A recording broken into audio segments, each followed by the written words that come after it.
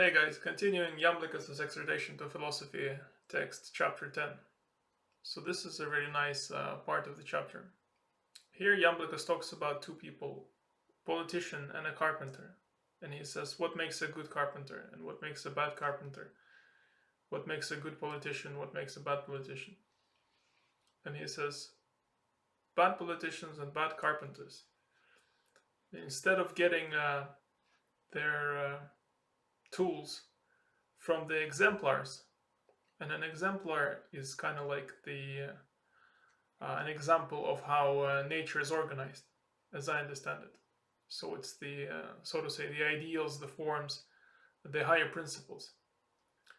So these guys, instead of getting their tools from the higher principles, they get their tools from around them, from others. So I'll explain by using a politician. Let's say a politician needs to know what is justice so he can make the right types of laws. So a bad politician will use another country or another state as a reference to decide how to govern, what is justice, what is injustice, what kind of laws to make, and so forth. He will use another country by looking at them and seeing how they do things, and so he does things like this in his own country. So he uses another country as an example.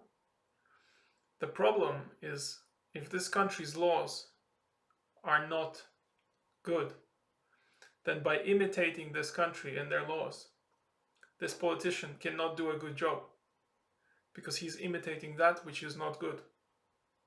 And by imitating that which is not good, we cannot have good, as Iamblichus says in this part of the chapter. Instead, what the politicians should do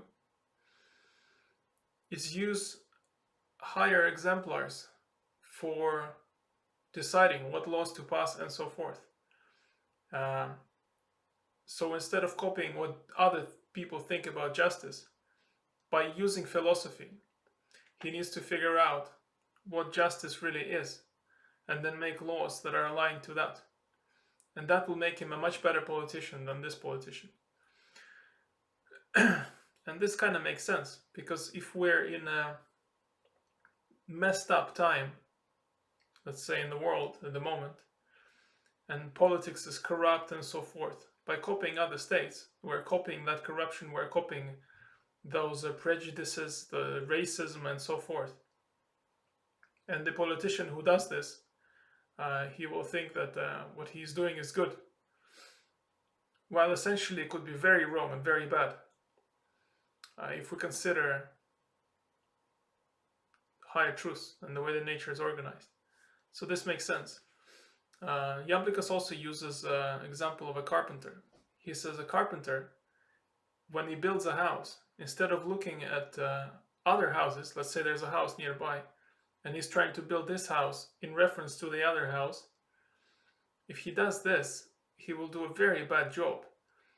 If he doesn't use any proper tools like a ruler, a compass and so forth.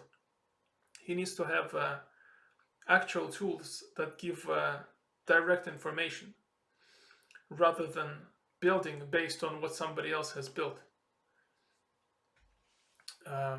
So this is another example that he gives. So those actual tools that give direct information is what Iamblichus refers to as exemplars, I understand.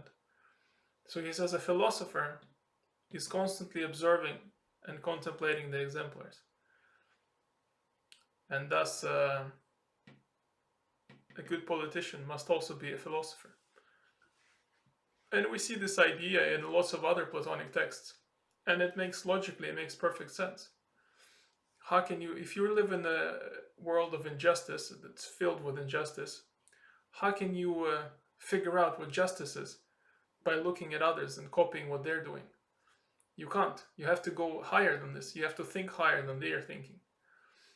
You have to consider things from a different angle than they are considering it, and so forth.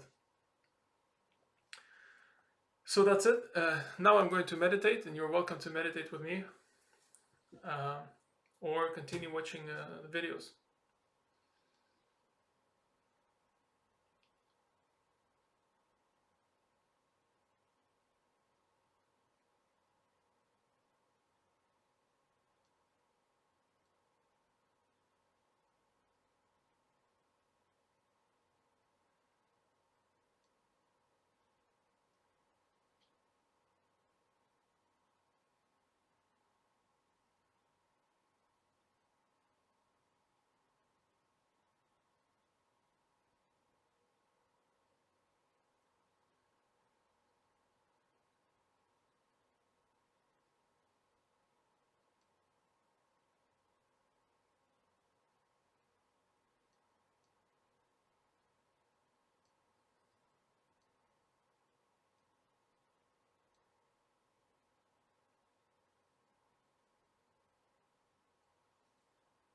Okay, now I'm going to be doing these short meditations at the end of these videos. I'd like to do that.